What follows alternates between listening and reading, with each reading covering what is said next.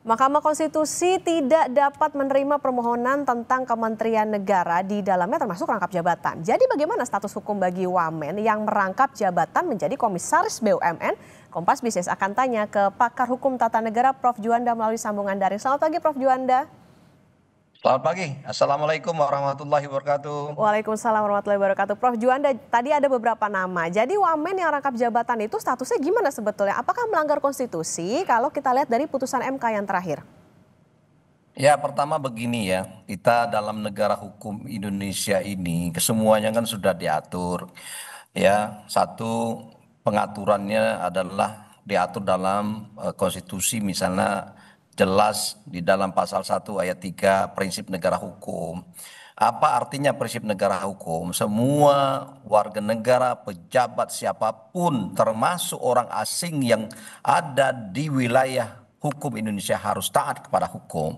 Dan oleh karena itu, ketika sudah ada undang-undangnya, sudah ada peraturannya yang melarang, ya diikuti, dipedomani. Nah, ketika ditanya soal tadi jabatan wamen dilarang merangkap jabatan pejabat negara lainnya, komisaris atau organisasi yang sumber anggaran pendapatannya dari APBN atau APBD, ya harusnya diikuti, dan itu tertuang di dalam pasal 23 Undang-Undang Kementerian Negara.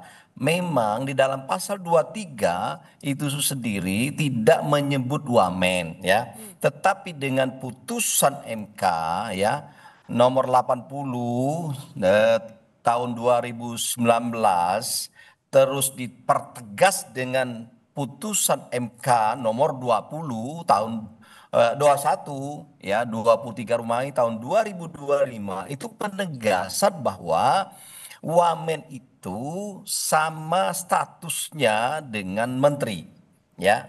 Kenapa? Karena dia diangkat dan diberhentikan oleh presiden. Nah, dengan demikian status jabatan itu adalah satu kotak dengan menteri. Kalau dulu memang wamen ini kebanyakan adalah di eselonering menjadi eselon 1. Kalau sekarang kan tidak. Nah, oleh karena itu alasan-alasan tadi saya sudah sampaikan beberapa waktu yang lalu, memang wamen ini dilarang. Konsekuensi dari wamen dilarang menjadi merangkap jabatan, tentu ya kalau dilanggar ya seharusnya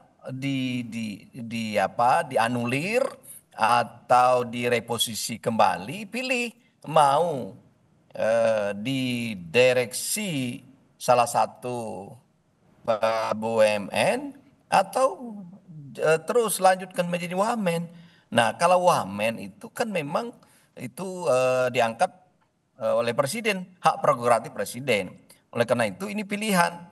Saya kira ya kita harus memberi contoh lah sebagai sebagai pejabat negara, ketika sudah ada undang-undang yang mengatur, putusan yang melarang, atau putusan itu sendiri menegaskan ya sebuah eh, ketentuan dari pasal sebuah undang-undang, maka diikuti, dipedomani, jangan dilanggar. Dan itu juga secara prinsip-prinsip bernegara, prinsip-prinsip berpemerintahan yang baik juga tidak tepat kan dalam konteks menyelenggarakan pemerintahan yang baik, asas umum pemerintahan yang baik atau asas umum penyelenggaraan negara yang baik.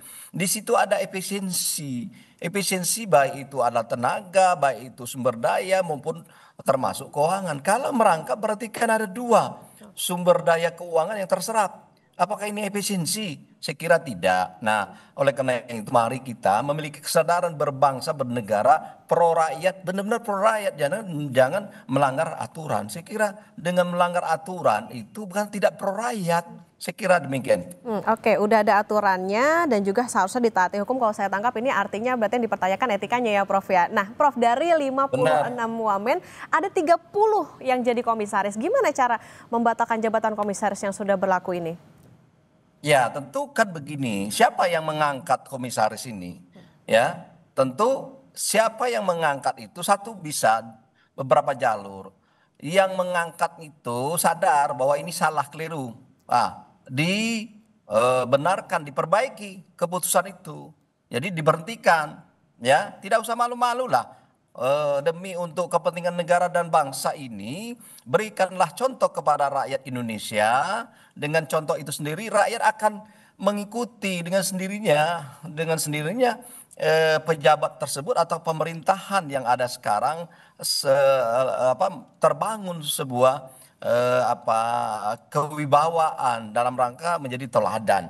Nah, yang kedua bisa saja yang bersangkutan sendiri kita menunggu ini, ya, siapa yang cepat mengambil sikap dengan putusan MK ini berdasarkan pada putusan yang 21 berdasarkan putusan MK 80 misalnya mengundurkan diri dari yang saya sampaikan tadi, mengundurkan diri dari wamen atau mengundurkan diri dari komisaris. Pilih dua-dua. Jadi itulah saya kira memperlihatkan, menunjukkan keteladanan dan beri contoh. Saya kira jangan sampai rakyat terus berkomentar, berkuar-kuar, berjuang untuk supaya pejabat negara kita semua ini taati hukum, taati aturan, tetapi tidak mau. Nah, contohlah ada yang hal-hal yang nilai-nilai atau kebiasaan yang dilakukan oleh beberapa bangsa lain, misalnya Jepang. Ketika Jepang itu jangankan seperti ini. Contohnya misalnya dia adalah Kementerian PU. Ketika ada yang berisiko dari sebuah jalan atau dari sebuah jembatan untuk rakyat satu saja dia mundur, ya kayak gitu. Tetapi kita tidak gitu loh. Nah, mari sudah saatnya juga kita memberi contoh kepada generasi muda, kepada rakyat Indonesia, ya. Berubahlah, saya kira itu. Oke, harapannya adalah secara normatif sebetulnya ya kita tunggu nih ada aksi nggak nih dari para wamen ini karena tadi udah disentil lewat aturan. Nah, Prof, ada wamen justru yang bilang ini bisa sejalan dengan pos kementerian yang mereka jalankan sebagai komisaris BUMN. Tanggapan Anda? Mau sejalan, mau tidak sejalan tapi melanggar undang-undang tidak, melanggar putusan tidak. Jangan berargumentasi yang mencari pembenaran logika yang sebenarnya tetap prinsipnya melanggar undang-undang, prinsip melanggar putusan Mahkamah Konstitusi. Ya, carilah sejalan yang tidak melanggar undang-undang, cari jalan yang paham sejalannya tidak melanggar putusan Mahkamah Konstitusi. Jadi jangan berargumentasi mencari pembenaran dari apa yang dilakukan hanya pikiran yang sosiologis, politis, ya. Ini persoalannya adalah berpikir logika secara hukum, ya. Oleh karena itu saya kira tidak ada alasan apapun, ya. Kalau tidak tentu ada dua memang kalau mau sejalan itu tapi tidak melanggar undang-undang itu. Satu adalah itu dicabut putusan MK-nya yang melarang atau undang-undang itu sendiri, ya, dicabut. Bilang aja di situ wamen bisa, menteri bisa misalnya. Atau memang ya tadi mundur atau tidak dilaksanakan. Saya kira itu saja. Jadi jangan mencari pembenaran itu memperlihatkan kerakusan berjabatan, kerasuan menjabat gitu loh. Saya kira tidak enak lah. Jadi kita dasarkan pada etika juga. Etis tidak kira-kira gitu. Nah, jadi saya kira atas nama rakyat yang mungkin mendukung ini, tapi yang tidak mendukung tidak mungkin sepaham dengan saya, ya. Mundur atau ya tentu tetap menjalankan atau melanggar aturan. Saya pikir itu dua itu. Tergantung pada hati nurani pada para pejabat yang bersangkutan. Oke, baik. Rakyatnya lagi sulit cari kerja tapi wamennya rame-rame rangkap jabatan jadi komisaris. Nah, ini nanti kita tunggu ya Prof, karena ini jadi ironi nih karena tadi ya kondisinya berbeda antara rakyat dengan pejabat ya. Apakah nanti meritokrasinya bisa berhasil di BUMN dengan adanya komisaris ini yang harusnya independen tapi justru dirangkap jabatan jadi wamen. Terima kasih Pakar Hukum Tata Negara Profesor Juanda sudah bersama di Kompas. Sehat selalu Prof. Terima kasih. Assalamualaikum. Waalaikumsalam warahmatullahi wabarakatuh.